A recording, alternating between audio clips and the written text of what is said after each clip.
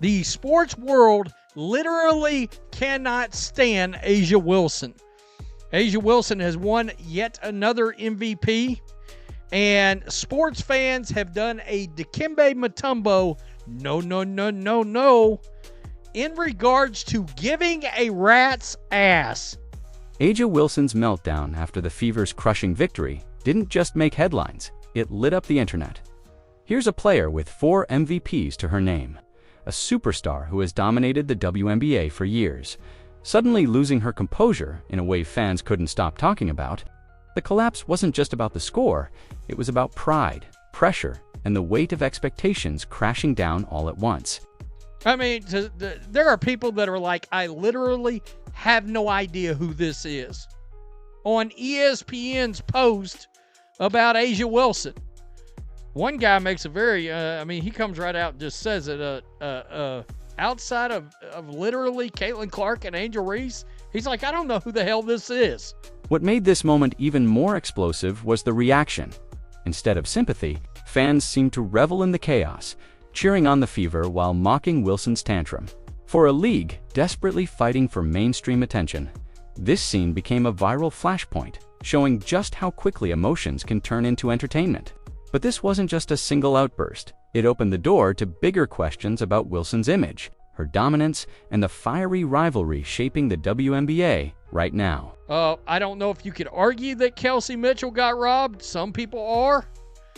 But for whatever reason, A'ja Wilson does not translate for this league. The matchup between the Las Vegas Aces and the Indiana Fever was never expected to be easy. But nobody predicted the humiliation that unfolded. The Fever, a team many critics had dismissed earlier in the season, played with a level of intensity that left the reigning champions stunned. From the opening tip, Indiana looked sharper, faster, and hungrier, while the Aces struggled to find their rhythm. For A'ja Wilson, the face of the franchise and the league's 4-time MVP, the frustration built with every missed shot, every defensive lapse, and every whistle that didn't go her way. By the final buzzer, what should have been another night of dominance turned into a sobering collapse. A'ja Wilson is in the league of her own as the only WNBA player to win the MVP 4 times. Nobody gives a rat's ass.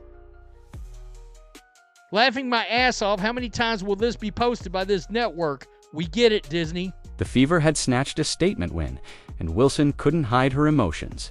The cameras caught every second of it. Wilson slammed the ball down in anger, gestured furiously at referees, and even barked at teammates during tense huddles. Fans watching at home and in the arena saw not the poised leader they were used to, but a superstar unraveling under pressure. The tantrum became instant viral fodder, replayed across social media with captions that ranged from mocking to celebratory. Instead of criticizing her for losing control, many fans actually loved the spectacle. They saw raw emotion, a break from the polished image that Wilson usually presents. Some even argued it made her more relatable, a human moment in a sport often accused of being overlooked and overproduced. But beneath the viral clips, the loss exposed a much deeper issue. The WNBA's got a serious problem with having a flippin' clue on how to market their people. It's wild. Buddy, no one cares. See? I'll probably get smashed for this comment, but I think Kelsey Mitchell should have gotten a closer look, considering not just her numbers, but more so the fact that the team was out due to injuries. The Aces had built their identity on dominance, on crushing opponents with an air of inevitability. Against the Fever, that aura cracked. The Fever's energy, led by young stars hungry for recognition, dismantled Las Vegas in ways that left the Aces scrambling. Wilson, normally the rock of the team, seemed rattled. Every foul call she didn't get, every missed opportunity, fueled her growing frustration. By the end, her body language told the story. Shoulders slumped, words sharp, and patience completely gone. This wasn't just about losing a game. For Wilson, it was about losing control of the narrative. The Fever's win represented a power shift, a moment where the spotlight moved away from the league's established star toward a new era led by fresh faces. One player on the court in this entire game looked like the most valuable player in the league, And it wasn't A'ja Wilson. In fact, and I said this in the Ben Daniel chat, the watch party today, is the Fever a better team than the Aces? Fans picked up on it immediately, and many reveled in seeing the mighty brought low. They cheered Wilson's meltdown not out of cruelty, but because it symbolized change.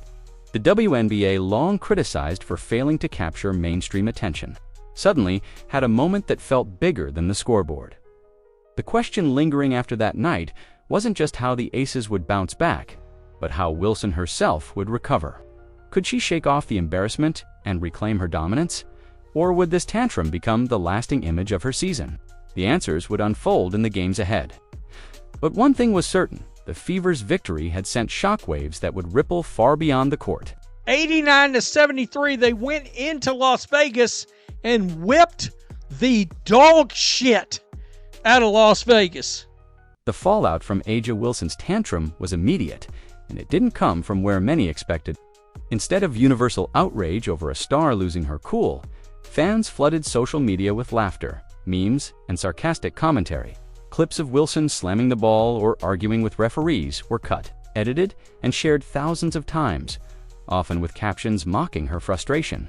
Some fans described it as instant karma for years of arrogance, while others claimed it was the most entertaining moment the WNBA had produced all season.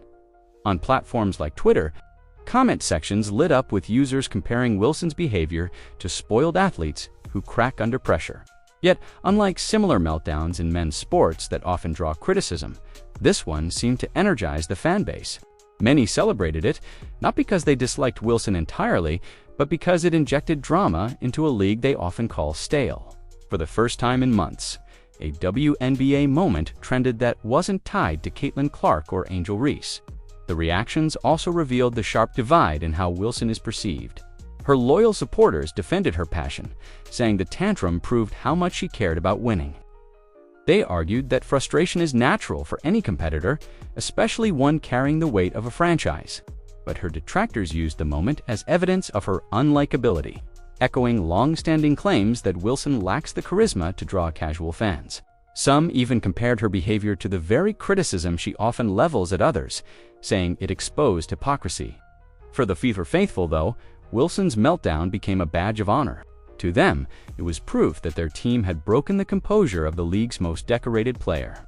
The idea that a young, scrappy roster could rattle a veteran champion became a point of pride, fueling excitement that the balance of power in the league might finally be shifting.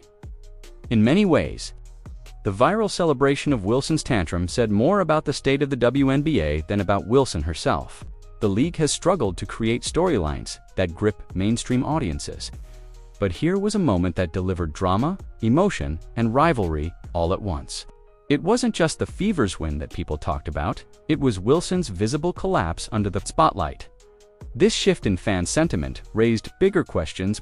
Has Wilson's dominance made her the villain fans love to hate?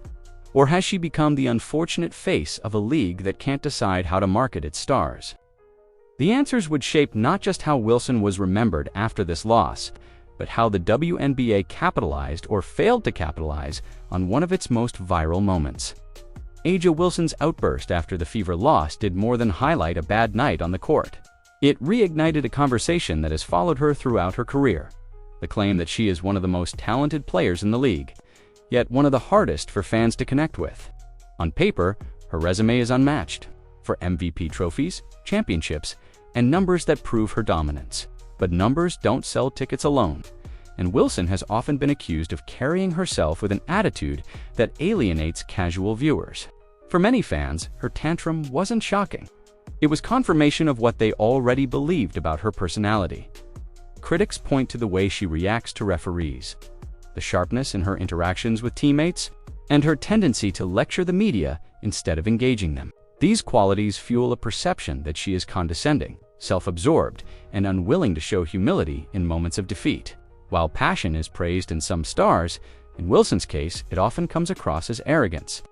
Her visible anger after the Fever game gave those critics the perfect visual to reinforce their arguments. The tantrum wasn't seen as competitive fire. It was seen as a superstar cracking under pressure. Supporters, however, argue that these criticisms are unfair and laced with double standards. They say Wilson is held to a higher bar because she has been positioned as the face of the WNBA, and every small misstep becomes magnified. They point out that male athletes are celebrated for their intensity, while Wilson is vilified for the same traits. To her defenders, the tantrum showed just how much she cares about winning and how deeply the loss stung. But that defense has not stopped the narrative from growing louder. Wilson is unlikable, and that unlikability has hurt both her personal brand and the league's ability to market her as a star. The truth likely lies somewhere in the middle. Wilson is undeniably driven and emotional, but her personality can rub people the wrong way, especially when the cameras are rolling. Fans don't just watch sports for the stats. They want a story, a hero to root for, or a villain to despise. Increasingly, Wilson has been pushed into the villain role, whether she chose it or not. The Fever loss cemented that role in the eyes of many fans. They didn't just cheer Indiana's victory, they relished seeing Wilson unravel. As though her meltdown validated years of criticism, what makes this dynamic so damaging is that it bleeds into the larger image of the WNBA. If one of its greatest players is seen as cold, arrogant, or detached, it reinforces the idea that the league struggles to produce stars who truly resonate. Wilson's personality, fair or not, has become part of that debate. And with every emotional slip like the one against the Fever, she risks hardening the perception that she is great at basketball but not great at winning over the public. The conversation surrounding A'ja Wilson's meltdown didn't stay limited to basketball. It quickly spiraled into debates about race, favoritism, and why certain players in the WNBA capture attention while others struggle to break through. For many fans, the moment became less about the Fever's upset win, more about the deeper divide in how audiences respond to Wilson compared to stars like Caitlin Clark and Angel Reese. The question wasn't just whether Wilson was likable, but whether the league itself has built a system that favors certain types of players over others. Comments exploded online, accusing Wilson of playing the race card whenever criticism came her way. Some fans argued that her habit of framing her struggles through racial lenses only pushed casual viewers further away. They saw it as deflection, a way to avoid addressing her own flaws in leadership or personality. On the other side, her supporters countered that Wilson has been unfairly targeted precisely because of her race, pointing to the way Clark has been embraced by mainstream audiences almost instantly, while Wilson, despite 4 MVP awards, still gets comments like, "Who even is she?" On ESPN posts, the contrast between Wilson and Clark is particularly striking. Clark's arrival brought a surge of media coverage, ticket sales, and viewership that the league had never experienced. Wilson, despite years of dominance, never created that same spark. Some fans see this as a reflection of charisma and relatability. Others insist it reveals an uncomfortable truth, that the league and its audience are more eager to rally around certain faces and backgrounds. The Fever's win only amplified these debates, as many fans celebrated Clark's growing impact while dismissing Wilson's tantrum as another reason she will never capture the same cultural momentum. Angel Reese, meanwhile, sits in a different position altogether. Loved and hated in equal measure, Reese has leaned into the role of polarizing figure. Some fans suggested Wilson could take notes, embracing the villain role instead of fighting it. But Wilson's tantrum didn't feel intentional or playful the way Reese's trash talk often does. It came across as bitter and uncontrolled, which fed into existing criticism rather than reshaping her image. At its core, this debate reveals the WNBA's struggle to balance athletic excellence with marketability. Wilson's supporters argue that her achievements should speak for themselves. Her critics argue that sports are also entertainment, and fans want more than stats. They want connection, personality, and someone who feels like a cultural figure as well as an athlete. Race, personality, and popularity are tangled together in this conversation, making it impossible to separate one from the other. Wilson's meltdown didn't create these divisions, but it made them visible in a way that couldn't be ignored. The Fever's win was the backdrop, but the real story became about who the league elevates, who fans embrace, and why certain stars are celebrated while others are left behind. And for the WNBA, that uncomfortable debate isn't going away anytime soon. When A'ja Wilson threw her tantrum after the Fever loss, it didn't just shine a light on her emotions. It exposed a problem the WNBA has been struggling with for years: how to market its stars. Wilson is a 4-time MVP, a champion, and by any basketball standard, one of the greatest players of her generation. Yet outside of dedicated WNBA circles, her name barely registers. ESPN's posts announcing her achievements are filled with comments like, "Who is this?" or "Why should I care?" That disconnect doesn't come from lack of talent, it from a league that has failed to make its best players resonate beyond the box score. The WNBA has long relied on pushing certain storylines rather than letting organic popularity take root. Wilson, for example, has often been positioned as the face of the league. Whether fans embraced her or not, every MVP win gets blasted across league accounts, every accomplishment framed as historic. But the public reaction tells a different story. Instead of generating excitement, the marketing machine feels forced, and fans respond with indifference or mockery. It's a strategy that backfires because you can't make people care simply by repeating someone's accolades. Meanwhile, the Fever and Caitlin Clark have shown what effective marketing looks like without trying. Clark's impact didn't need to be manufactured. From the moment she stepped on the court, her games drew record crowds, TV ratings soared, and merchandise sales exploded. The league didn't need to tell fans she mattered. Fans decided that on their own. That organic spark is what Wilson has never had. And the league's insistence on propping her up as the centerpiece only fuels resentment among casual viewers who feel they're being told what to like. The Fever game magnified this problem because it revealed how much more invested fans are in drama than in manufactured hype. Wilson's tantrum trended not because the league promoted it, but because fans themselves clipped and shared it. Memes, jokes, and debates spread faster than any official highlight reel. For the first time in months, the WNBA had a moment that truly broke into mainstream conversation. And it wasn't thanks to the league's efforts. It was thanks to raw, unfiltered emotion. That contrast made the WNBA's marketing missteps all the more glaring. Another issue is that the league seems stuck between wanting to celebrate dominance and wanting to grow new rivalries. Wilson's accomplishments should be monumental, but the WNBA hasn't built compelling narratives around them. Instead of creating storylines that frame her as a rival to Clark or a foil to Angel Reese, they present her achievements in isolation, detached from drama. Sports fans don't just follow numbers, they follow stories. Without them, MVP awards feel empty. No matter how historic, Wilson's meltdown gave the WNBA a rare opportunity. A viral moment with all the ingredients of a storyline fans could latch onto. But unless the league learns how to capitalize on these moments and craft narratives that feel authentic, they'll continue to hype players in ways that fall flat. For Wilson, that means her greatness risks being overshadowed, not by her play, but by the league's inability to make people care. The fallout from A'ja Wilson's MVP award and subsequent meltdown didn't just spark debates about her behavior. It reignited an old argument. Did she even deserve the honor in the first place? For many fans, the Fever's upset win highlighted a truth they had already been shouting online. There were other players more deserving of recognition, and Wilson's fourth MVP was just another example of the league playing favorites. Kelsey Mitchell's name was at the top of that list. Indiana fans argued relentlessly that her consistency and leadership, especially during a season riddled with injuries, should have earned her far more consideration. Even without the same media hype, Mitchell carried stretches of the Fever's season with clutch shooting and relentless energy.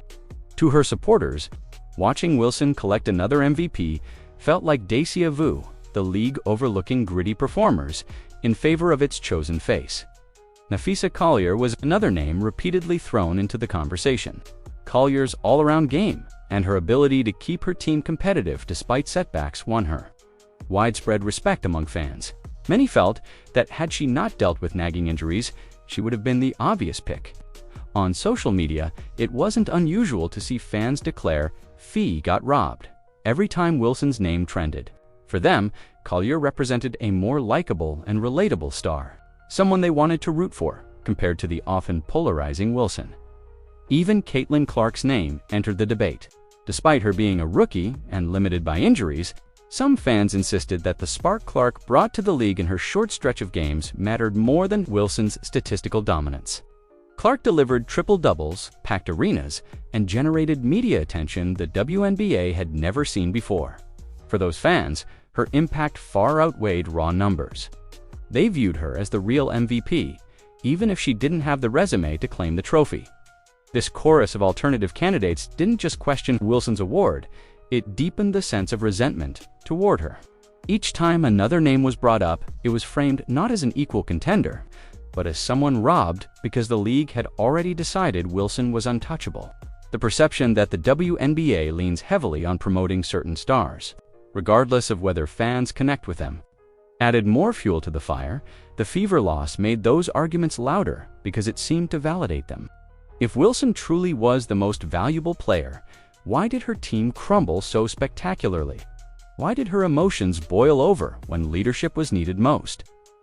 Fans pointed to those moments as proof that she wasn't the steady, composed superstar the league paints her to be. Instead, she looked beatable, fragile, and out of sync. While names like Mitchell and Collier looked stronger in hindsight, the debate over who deserved the MVP more than Wilson may never end. But one thing is clear, her tantrum opened the door for critics to push those arguments harder. And with every voice saying someone else should have one, Wilson's place as the league's centerpiece became shakier, forcing fans and analysts to wonder if the WNBA has backed the wrong star for too long. A'ja Wilson's tantrum after the Fever loss was more than just a bad look for a single player. It became a mirror reflecting the WNBA's broader issues, a league that has struggled for decades to gain traction with mainstream sports fans. Wilson's meltdown trended for all the wrong reasons, but the fact that it became one of the most talked about WNBA moments in recent memory says everything about where the league stands today.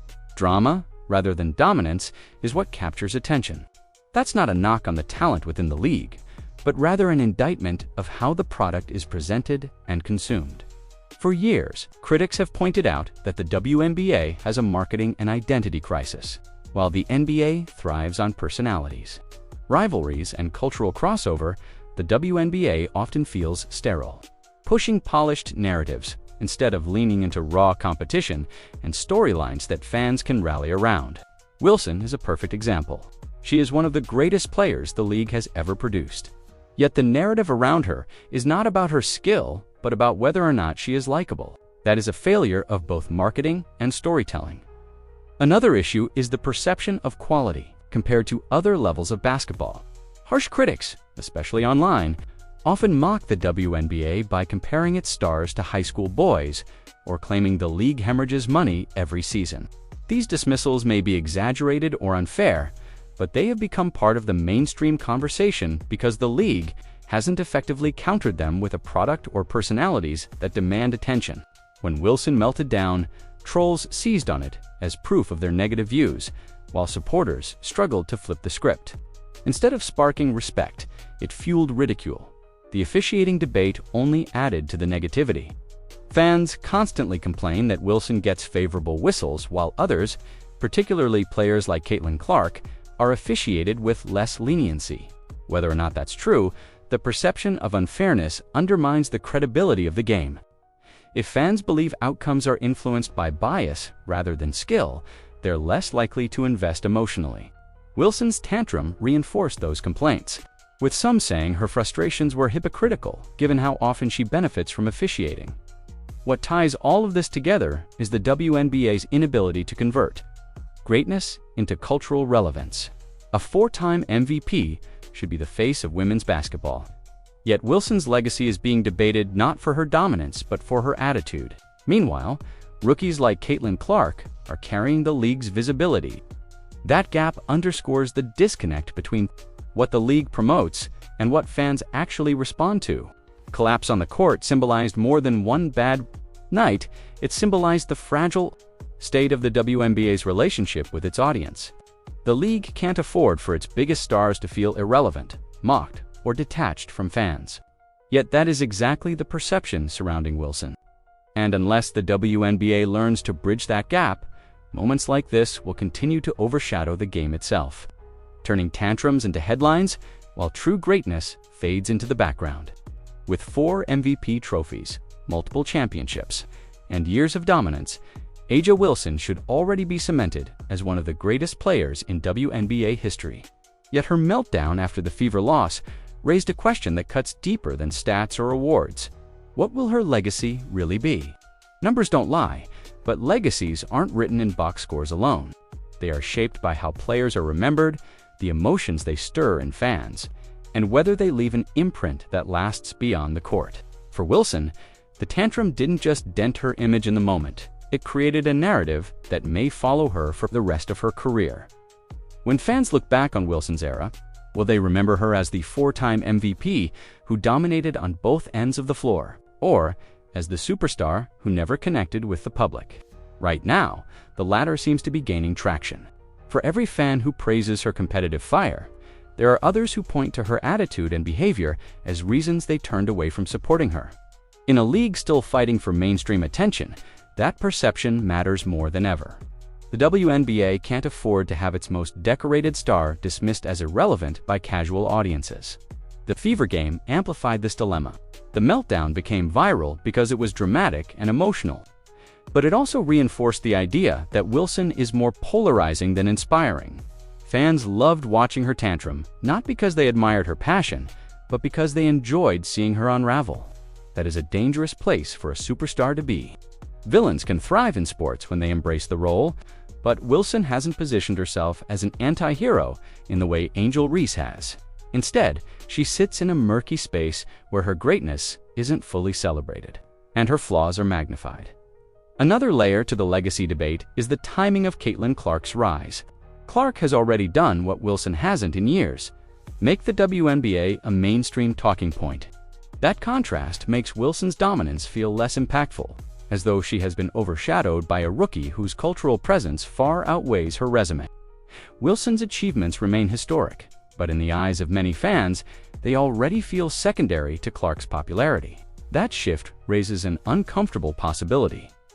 Wilson could go down as the most accomplished player of her generation, who was simultaneously overlooked and underappreciated. In the end, Wilson's legacy will depend on how she responds to moments like the Fever loss. If she rebounds with resilience, leads her team back to glory, and embraces the role of a fiery competitor, the tantrum may become a footnote. But if she continues to be defined by frustration, clashes with fans, and disconnect from the league's broader growth, the meltdown could stand as the defining image of her career. For a player with such a historic resume, that would be the cruelest irony. Greatness remembered not for triumph, but for a single moment of collapse. A'ja Wilson's meltdown after the Fever's crippling win was more than just a bad night. It was a flashpoint that exposed every tension surrounding her career and the WNBA itself. She is a 4-time MVP, a champion, and one of the most dominant players the league has ever seen. Yet her image continues to divide fans. Some see passion, others see arrogance. Some call her a legend, others dismiss her as irrelevant. What's undeniable is that the tantrum turned into one of the most viral moments in recent WNBA memory.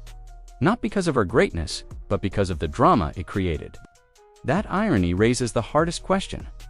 What will history remember more, her trophies or her temper? For Wilson, the battle is no longer just on the court. It's about reshaping her legacy before the narrative cements her as a star, defined not by dominance, but by collapse.